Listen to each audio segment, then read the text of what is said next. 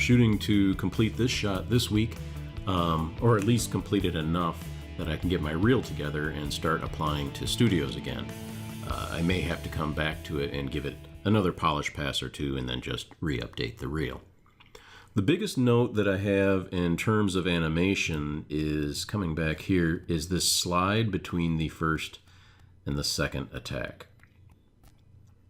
And it's kind of a polish note, but the idea being that I could probably get some nice overshoot or drag and overshoot between the hips here and the feet as he's kind of sliding in, recovering, the hips kind of overshoot, and then he's, gets back into the run. That would be kind of the biggest note. A lot of these other notes that you can see here on the side I've written myself, and I've corrected in the most recent version, and most of that stuff was like tweaking fingers and the feet. Now, the other thing that you can see is that I'm playing around with smear frames, and like that one in particular right there.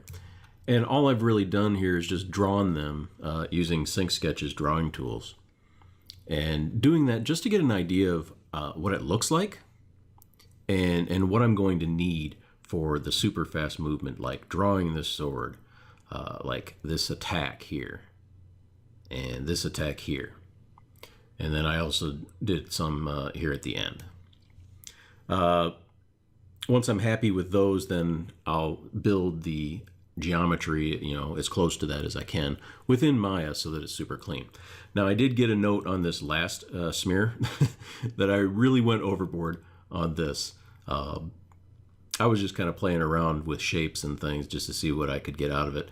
But the idea being, you want to use these smears to kind of bridge that gap when you have extreme spacing, like on these really, really fast moves. And on the attacks and on the sword draw, it works. You don't really notice it, you just kind of feel it, but you really do see it on that last one. So I need to pull that back. And then to update my experience with AnimDojo, I don't know how long they're going to keep it up, but the promised one-time professional animation demo per week has been more like 2 or 3 per week since the short time I've been involved. So kudos to them there. The day before one of those demos, we were given an exercise, fairly short, like an hour or so, that we could work on and then upload before the live stream, where we were given feedback. And the cool thing was that I think we had 17 or 18 animators uploaded something, and that was really, really cool to see. They're using Sync Sketch for feedback, which, as we know, I'm a huge fan of. So without giving too much away, this exercise focused on getting breakdown poses using their animation method, that animator's checklist.